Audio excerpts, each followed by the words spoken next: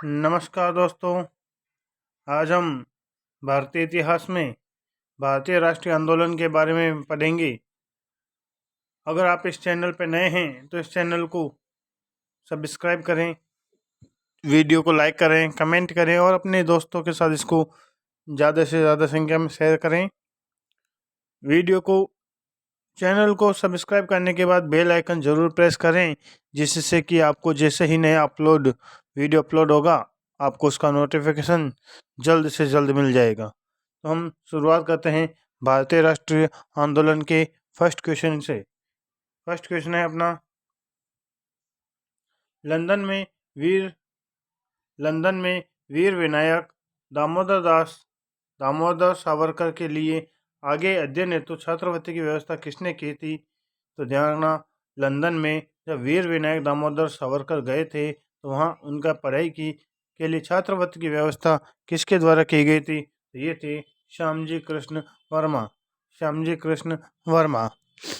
विनायक दामोदर सावरकर 28 मई 1883 से 26 फरवरी 1966 तक थे। ये एक प्रसिद्ध राजनीतिज्ञ थे, वकील और लेखक थे। 1902 में सावरकर ने फर्ग्यूसन कॉलेज पुणे में डिग्री स्नातक की पढ़ाई करने के लिए प्रवेश लिया। डिग्री पूरी करने के बाद सावरकर राष्ट्रवादी कार्यकर्ता श्यामजी कृष्ण वर्मा की सहायता से कानून की पढ़ाई के लिए इंग्लैंड चले गए थे। नेक्स्ट क्वेश्चन, हिंदुस्तान गदर पार्टी की स्थापना किस वर्ष में की गई थी? हिंदुस्तान गदर पार्टी की स्थापना किस वर्ष में की गई थी? तो ध्यान रखना, ये 1913 के अंदर इसकी स्थापना की गई थी। गदर पार्टी की स्थापना अमेरिका के सैन फ्रांसिस्को में 1913 ईस्वी में अंग्रेजी साम्राज्य को खत्म करने के लिए हुई थी। गदर पार्टी के संस्थापक अध्यक्ष सरदार सोहन सिंह भाकना थे। इसके अतिरिक्त केसर सिंह थतगट ये उपाध्यक्ष थे। लाला हरदयाल महामंत्री थे। लाला ठाकुरदास धूरी ये संयुक्त सचिव थे और पंडित काशीराम मदरौली ये कोषाध्यक्ष इसके अंदर थे। नेक्स्ट क्वेश्चन, महान नागा महिला गिंडालियू को रानी की उपाधि किसने दी थी? गिंडालियू को रानी की उपाधि किसने दी थी? तो यह है जवाहरलाल नेहरू ने इनको गिंडालियू को रानी की उपाधि से नवाजा था। नेक्स्ट क्वेश्चन, गांधी जी ने अपनी आत्मकथा किस भाषा में लिखी थी? गांधी जी ने अपनी आत्मकथा किस भाषा में लिखी थी? यह अंग्रेजी भाषा के अंदर लिखी थी। महात्मा गांधी ने अपनी आत्मकथा मेरे सत्य के साथ प्रयोग, माई एक्सपेरिमेंट विथ ट्रूथ, मूलतः गुजराती भाषा के अंदर भी लिखी गई थी। नेक्स्ट क्वेश्चन, इसमें गुजराती भाषा के अंदर लिखी गई है, लेकिन ऑप्शन नंबर 2 करवा रहे हैं, थोड़ा ध्यान रखना इसके अंदर। नेक्स्ट क्वेश्चन है, सत्य के साथ मेरे अनुभव के लेखक कौन है? सत्य के साथ मेरे अनुभव के लेखक कौन है? तो बताना है अपने को। सत्य के साथ इसके लेखक हैं महात्मा गांधी इसके लेखक हैं। नेक्स्ट क्वेश्चन, महात्मा गांधी ने भारत में पहला आंदोलन किस स्थान से प्रारंभ किया था? पहला आंदोलन है वो किस स्थान से प्रारंभ किया था? तो ये चंपारण से उन्होंने शुरू किया था। दक्षिण अफ्रीका से जनवरी 1915 में लौटने के बाद गांधी जी ने अपना प्रथम सफल सत्याग्रह बिहार में चंपारण जिले में 1917 में किया था।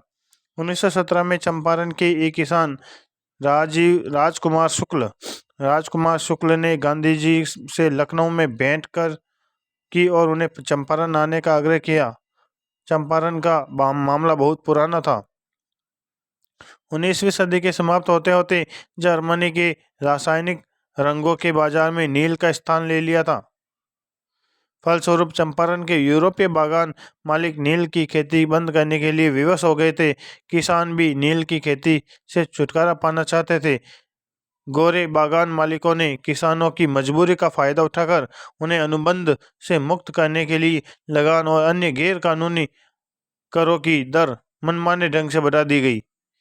किसानों ने इसी उत्पीड़न के विरोध में गांधी जी ने चंपारण सत्याग्रह आरंभ किया था। नेक्स्ट क्वेश्चन, चंपारण कहाँ स्थित है? चंपारण कहाँ स्थित है, ये तो सबको मालूम होगा, चंपारण बिहार के अंदर स्थित है। नेक्स्ट क्वेश्चन है, कांग्रेस के संस्थापक कौन थे? कांग्रेस के संस्थापक कौन थे? तो ये ध्यान, ए ओ ह्यूम थे। कौन थे? ए ओ ह्यूम थे। एलन, इनका पूरा नाम याद रखना है, एलन ऑक्टेवियन ह्यूम। ए ओ ह्यूम भारतीय सिविल सेवा के सेवानिवृत्त ब्रिटिश अधिकारी थे। भारतीय सिविल सेवा के सेवानिवृत्त ब्रिटिश अधिकारी थे। 1884 में इन्होंने भारतीय राष्ट्रीय संघ की स्थापना की, जो कि भारतीय राष्ट्रीय कांग्रेस का अग्रदूत था। भारतीय राष्ट्रीय संघ का पहला अधिवेशन 28 दिसंबर 1885 को व्योमेश चंद्र बनर्जी की अध्यक्षता में तेजपाल संस्कृत विद्यालय बम्बई में हुआ था। इसी सम्मेलन में दादा भाई नौरोजी के सुझाव पर इस संगठन का नाम बदलकर भारतीय राष्ट्रीय कांग्रेस कर दिया गया था। भारतीय राष्ट्रीय कांग्रेस की स्थापना के समय भारत का वायसराय लॉर्ड डफरिन था, और लॉर्ड डफरिन का कार्यकाल 1884 से 1888 तक था। नेक्स्ट क्वेश्चन, भारतीय राष्ट्रीय कांग्रेस का प्रथम अध्यक्ष कौन था? भारतीय राष्ट्रीय कांग्रेस का प्रथम अध्यक्ष कौन था? तो ये ध्यान, व्योमेश चंद्र बनर्जी थे। कौन थे? व्योमेश चंद्र बनर्जी थे। नेक्स्ट क्वेश्चन, कांग्रेस के लिए समर्थन प्राप्त करने के लिए 1889 में ईस्वी में एक समिति स्थापित की गई थी। निम्न में से उस समिति का सभापति कौन था? तो इसमें सभापति कौन था? मिस्टर डिग्वी थे। कौन थे? मिस्टर डिग्वी। कांग्रेस के लिए समर्थन प्राप्त करने के उद्देश्य से जुलाई 1890 ईस्वी में लंदन में विलियम डिग्बी की अध्यक्षता में ब्रिटिश कमेटी ऑफ इंडिया की स्थापना की गई थी। यह इंडियन नेशनल कांग्रेस की एक समिति थी। इस समिति ने भारतीय मामलों में अंग्रेजों को अवगत कराने के उद्देश्य से इंडिया नामक साप्ताहिक पत्र भी निकाला था। नेक्स्ट क्वेश्चन, कांग्रेस की प्रथम महिला अध्यक्षा कौन थी? कांग्रेस की प्रथम महिला अध्यक्षा कौन थी? ये थी Annie Besant. Annie Besant Congress की प्रथम महिला अध्यक्षा एनी बेसेंट 1917 में कलकत्ता अधिवेशन में बनी थी। उसके बाद सरोजनी नायडू 1925 में कानपुर अधिवेशन में अध्यक्षा बनी थी। नेक्स्ट क्वेश्चन, गांधी जी को महात्मा की उपाधि किसने दी थी? गांधी जी को महात्मा की उपाधि रविंद्रनाथ टैगोर ने दी थी।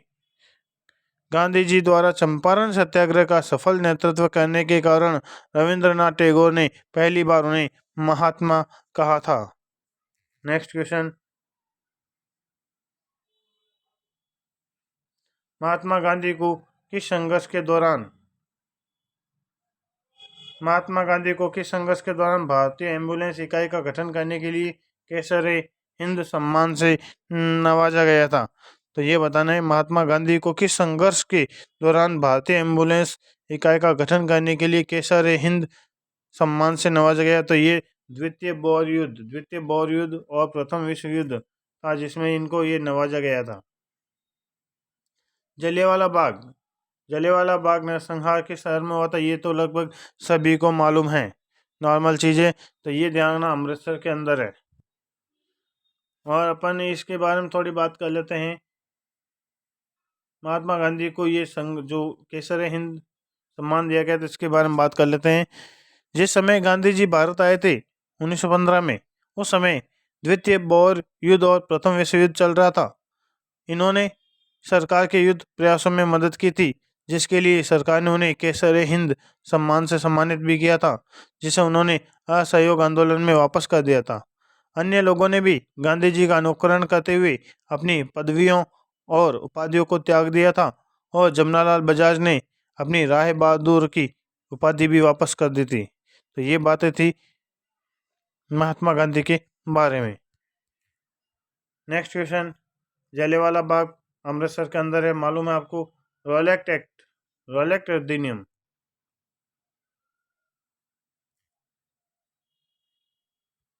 रोलेक्ट अधिनियम 1919 का विरोध किया गया था। क्यों किया गया था, इसका कारण हमें बताना है। रोलेक्ट एक्ट का विरोध क्यों किया गया था? तो इसमें ध्यान रखना अपने को, रोलेक्ट एक्ट का कारण ये था, इसने अभिव्यक्ति की स्वतंत्रता जैसे मौलिक अधिकारों पर अंकुश लगा दिया था, और पुलिस को और अधिक अधिकार इसके अंदर दे दिए गए थे। ये इसका ऑप्शन सही है, ऑप्शन नंबर 4 इसमें एकदम सही है। एक अपन जलियांवाला बाग के बारे में अगर बात करें तो 13 अप्रैल 1919 को वैसाखी के दिन अमृतसर में जलियांवाला बाग हत्याकांड हुआ था। इस समय भारत का वायसराय लॉर्ड चैम्सफोर्ड था, जिसका शासनकाल 1916 से 1921 तक था। इसी के समय रॉलेट एक्ट 1919 पास हुआ था और भारत सरकार अधिनियम 1919 या मॉन्टेग्यू चैम्सफोर्ड सुधार लाया गया था। नेक्स्ट क्वेश्चन, लॉर्ड चैम्सफोर्ड के हंटर कमेटी की नियुक्ति। लॉर्ड चैम्सफोर्ड के हंटर कमेटी की नियुक्ति किस घटना की जांच के लिए की गई थी? तो ये किस घटना की जांच के लिए थी? तो ये जलियांवाला बाग हत्याकांड की जांच के लिए थी। जलियांवाला बाग हत्याकांड 13 अप्रैल 1919 को हुआ था। इसकी जांच हेतु ब्रिटिश सरकार ने हंटर कमीशन का गठन किया था। कमीशन ने मार्च 1920 में अपनी रिपोर्ट प्रस्तुत की, जिसमें इस दुर्घटना के लिए सरकार को दोषी नहीं बताया गया। कहा गया कि उपद्रव क्रांति का रूप ग्रहण कर लेते हैं, अतः मार्शल लॉ अनिवार्य था तथा भीड़ की अधिकता को देखते हुए गोली चलाना पूर्णतः न्यायोचित था। साथ ही हंटर कमीशन ने डायर के इस कार्य को केवल निर्णय लेने की भूल बताया। जनरल डायर को उसके अपराध के लिए नौकरी से हटना पड़ा, किंतु ब्रितानी अखबारों ने उसे ब्रिटिश साम्राज्य का रक्षक और ब्रितानी लॉर्ड सभा ने उसे ब्रिटिश साम्राज्य का शेर कहा। सरकार ने उसकी सेवाओं के लिए उसे मान की तलवार की उपाधि भी उसे प्रदान की थी। नेक्स्ट क्वेश्चन, निम्नलिखित में से किसने जलियांवाला बाग नरसंहार के लिए माइकल ओ डायर की हत्या कर दी थी? किसने डायर की हत्या की थी, ये हमें बताना है। तो ये था उधम सिंह ने हत्या कर दी थी मार्च 1940 में पंजाब के क्रांतिकारी नेता उधम सिंह ने जलियांवाला बाग के नरसंहार का बदला लेने के लिए इस हत्याकांड के समय पंजाब के गवर्नर रहे सर माइकल ओ डायर की लंदन में हत्या कर दी थी, जिसके लिए उन्हें गिरफ्तार करके मृत्यु दंड दे दिया गया था। नेक्स्ट क्वेश्चन, गलत जोड़ी को पहचाना है। कौन सी गलत है, ये हमें पहचाना है। तो ध्यान रखना, इसमें मोतीलाल नेहरू रिपोर्ट से संबंधित है, एकदम सही बात है। M.A. जिन्ना ये खिलाफत आंदोलन से संबंधित नहीं थे, मतलब ऑप्शन नंबर 2 इसमें रॉन्ग है। M.K. गांधी ये चंपारण सत्याग्रह से संबंधित है, सही है। सुभाष चंद्र बोस फॉरवर्ड ब्लॉक से संबंधित है, ये भी सही है।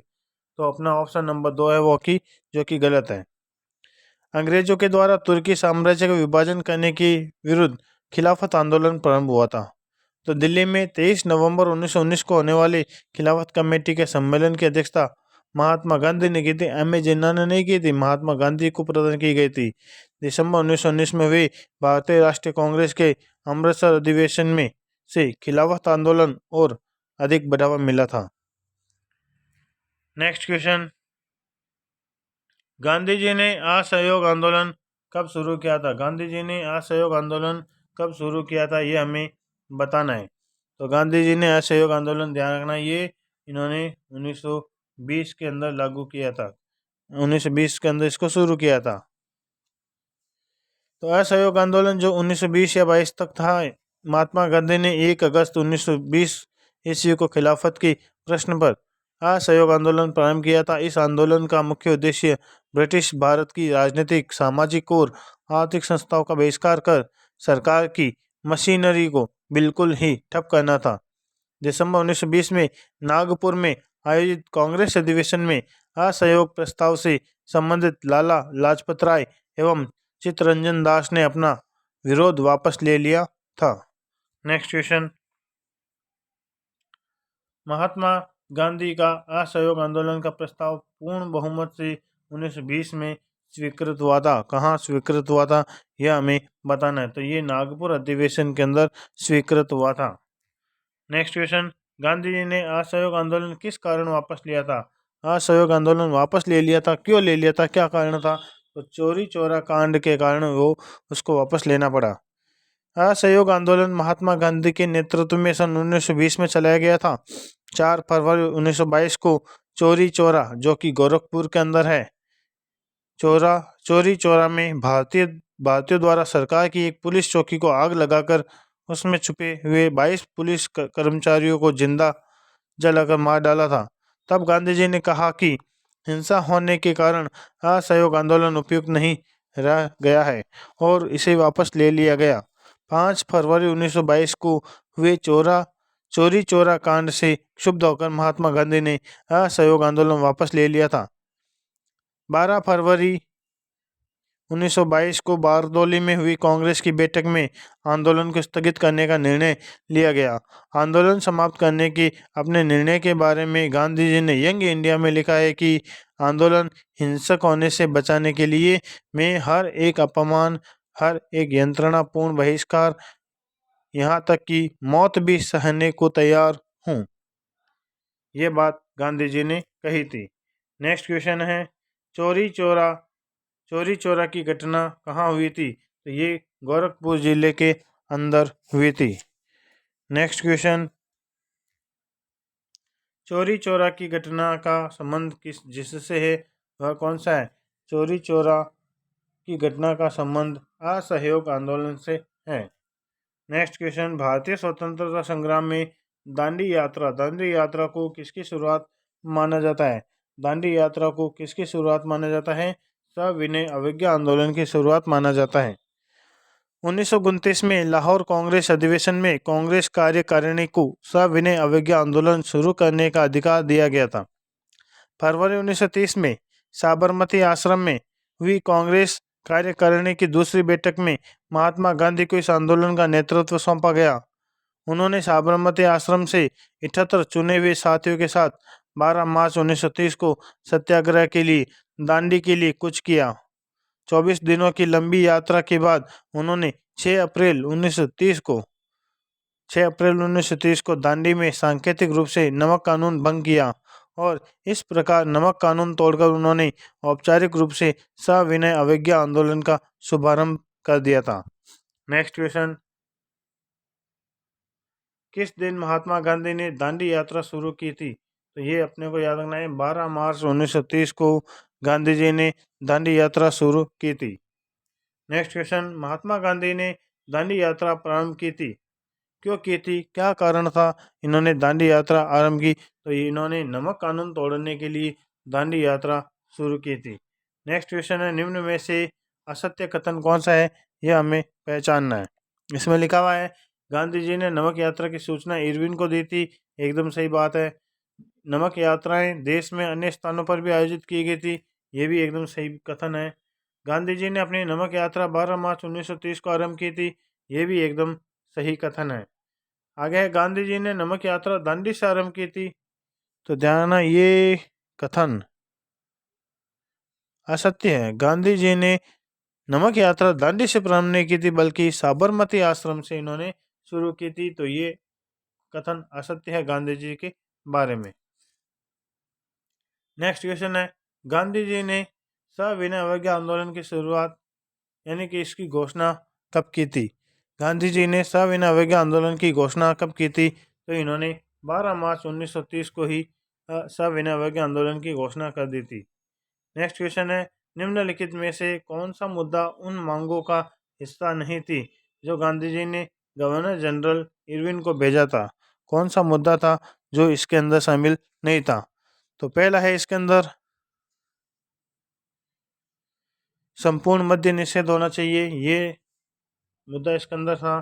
भूमि कर में 50% की कमी होनी चाहिए, ये भी इसके अंदर शामिल था। नमक कर का उन्मूलन, ये भी इसके अंदर शामिल था। लेकिन भारत को पूर्ण आंतरिक स्वायत्तता देना, ये कथन इसके अंदर नहीं था। तो ऑप्शन नंबर 4 अपना राइट आंसर होगा, ये इसके अंदर शामिल नहीं था। नेक्स्ट, गांधी जी ने इरविन एवं रेमजे मैकडोनाल्ड के सम्मुख 31 जनवरी 1931 को 11 सूत्री प्रस्ताव रखा, जो इस प्रकार है, रुपए का पुनर्मूल्यन, विनिमय दर में कमी, 1 शिलिंग 4 पैंस होना चाहिए, भू राजस्व यानी 1/2 यानी 50% किया जाए, मद्य निषेध लागू किया जाए, नमक कर समाप्त किया जाए, सैनिक व्यय में 50% की कमी हो।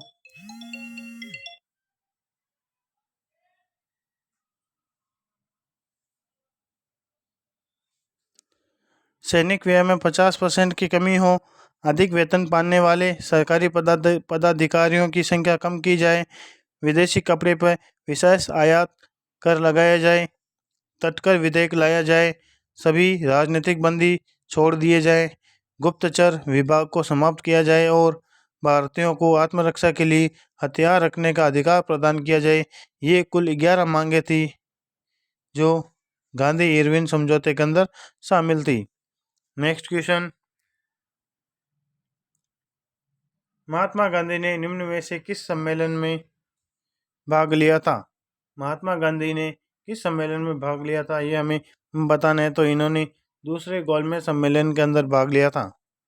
7 सितंबर 1931 से 1 दिसंबर 1931 तक चले द्वितीय गोलमेज सम्मेलन में महात्मा गांधी ने कांग्रेस के एकमात्र प्रतिनिधि के रूप में हिस्सा लिया था।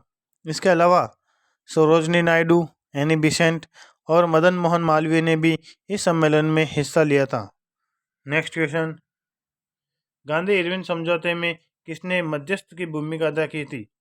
गांधी इरविन समझौते में किसने मध्यस्थ की भूमिका अदा की थी? तो ये थे तेज बहादुर सप्रू। सविनय अवज्ञा आंदोलन की विस्तारित होते स्वरूप को देखते हुए वायसराय इरविन ने देश में सौहार्द का वातावरण उत्पन्न करने के उद्देश्य से 26 जनवरी 1931 को गांधी जी को जेल से रिहा कर दिया गया। तेज बहादुर सप्रू और M.R. जयकर के प्रयत्नों से गांधी एवं इरविन के मध्य फरवरी 1931 में दिल्ली में वार्ता आरंभ हुई थी। 5 मार्च 1931 को दोनों के मध्य एक समझौता हुआ जो गांधी इरविन समझौते के नाम से जाना जाता है। इस समझौते के परिप्रेक्ष्य में सरोजिनी नायडू ने गांधी और इरविन को 2 महात्मा की संज्ञा दी थी। नेक्स्ट क्वेश्चन, स्वतंत्रता संघर्ष के किस आंदोलन के दौरान गांधी इरविन समझौते पर हस्ताक्षर हुए थे? तो किस में हुए थे गांधी इरविन समझौते में हस्ताक्षर? तो ये ध्यान, सविनय अवज्ञा आंदोलन के दौरान ये हस्ताक्षर किए गए थे। नेक्स्ट क्वेश्चन, भारतीय राष्ट्रीय कांग्रेस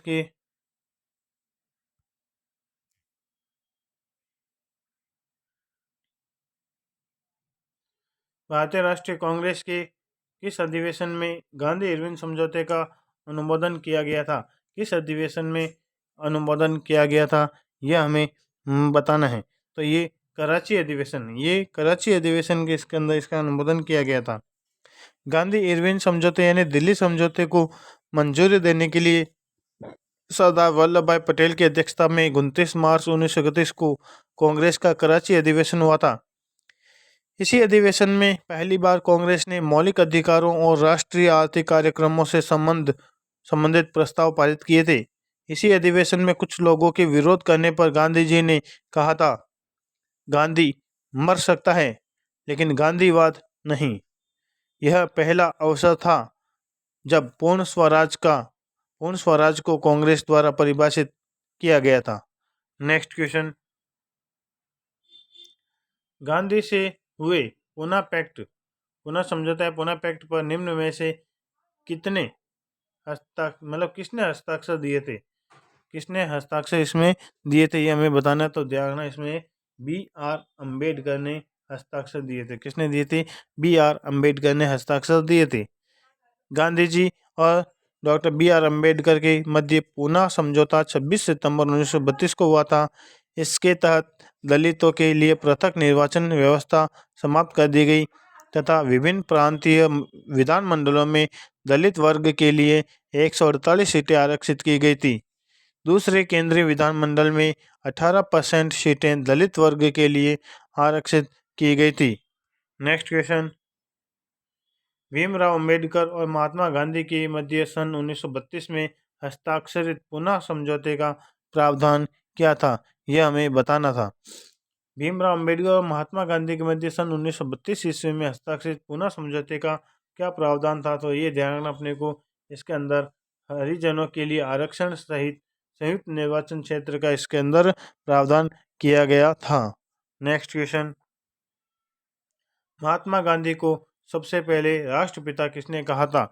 महात्मा गांधी को सबसे पहले राष्ट्रपिता किसने कहा था? ये कहा था सुभाष चंद्र बोस ने।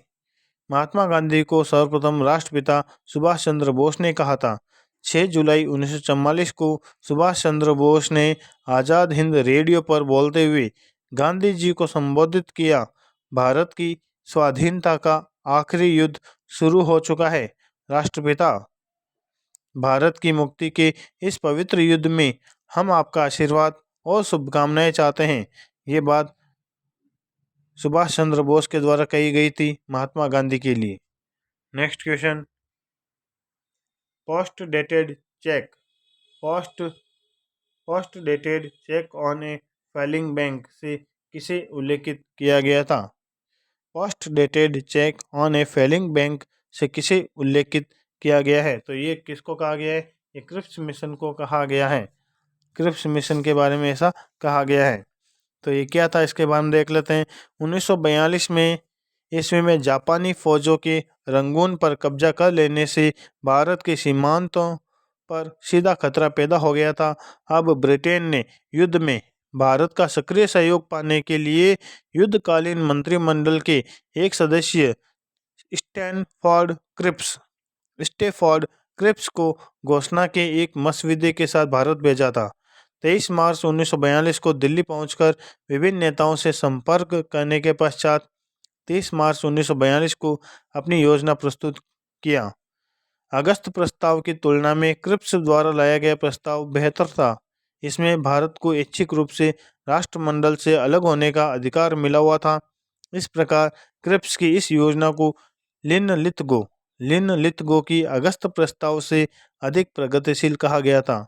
गांधी जी ने क्रिप्स योजना के बारे में कहा कि यह एक आगे की तारीख का चेक है, यानी कि पोस्ट डेटेड चेक था, जिसमें जवाहरलाल नेहरू ने जिसका बैंक नष्ट होने वाला था, यह वाक्य उसके अंदर जोड़ दिया था। नेक्स्ट क्वेश्चन, आंध्र क्षेत्र में वंदे मातरम आंदोलन को निम्नलिखित में से किस नाम से जाना जाता था? आंध्र क्षेत्र में वंदे मातरम आंदोलन को निम्नलिखित में से किस नाम से जाना जाता था? यह हमें बताना है, किस नाम से जाना जाता था। तो इसे स्वदेशी के नाम से जाना जाता था। किस नाम से जाना जाता था? इसे स्वदेशी के नाम से जाना जाता था। स्वदेशी आंदोलन के दौरान 16 अक्टूबर 1905 का दिन, जिस दिन विभाजन प्रभावी हुआ था, उस दिन पूरे बंगाल में शोक दिवस के रूप में मनाया गया। घरों में चूल्हा नहीं जला था, लोगों ने उपवास रखा था और कलकत्ता में हड़ताल घोषित कर दी गई थी। जनता ने जुलूस निकाला था। सवेरे जत्थे के जत्थे लोगों ने गंगा स्नान भी किया और फिर सड़कों पर बंकिम चंद्र चटर्जी द्वारा रचित वंदे मातरम गाते हुए प्रदर्शन करने लगे। वंदे मातरम इस आंदोलन का शीर्षक गीत बना था। नेक्स्ट क्वेश्चन, बंगाल का विभाजन किस वर्ष में रद्द कर दिया गया था?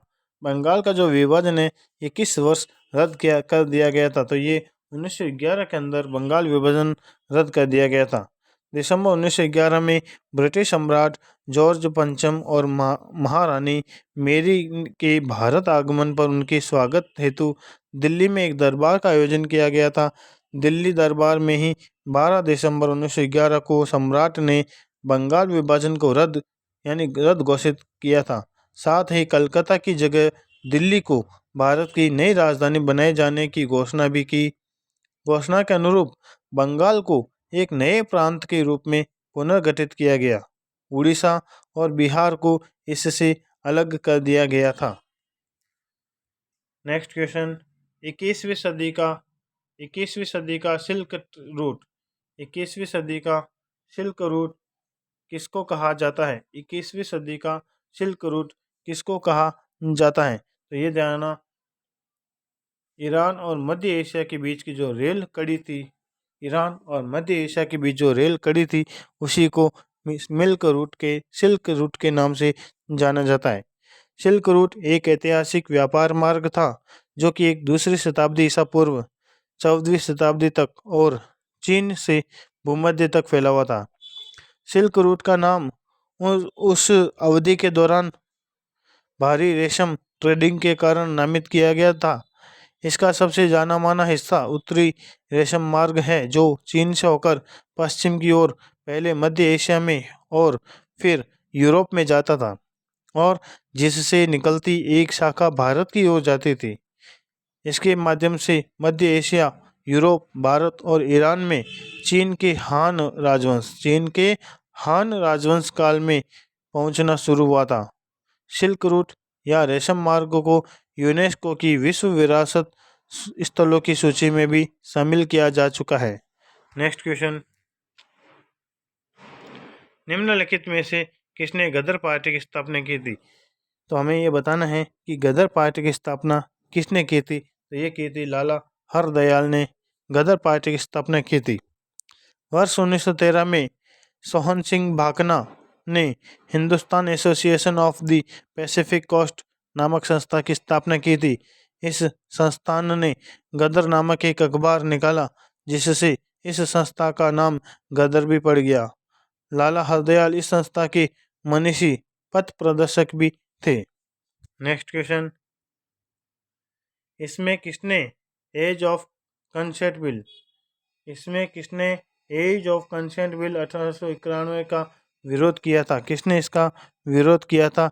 तो दिए जानना, इसका विरोध बाल गंगाधर तिलक के द्वारा किया गया था। अंग्रेजों ने इसके बाद एज ऑफ कंसेंट एक्ट 1891 में लाया गया था, जिसमें लड़की के साथ सहमति से सेक्स करने की न्यूनतम उम्र 10 साल से बढ़ाकर 12 साल करने की व्यवस्था की गई थी। तो लोकमान्य तिलक समेत कई क्रांतिकारियों ने इसका विरोध भी किया था।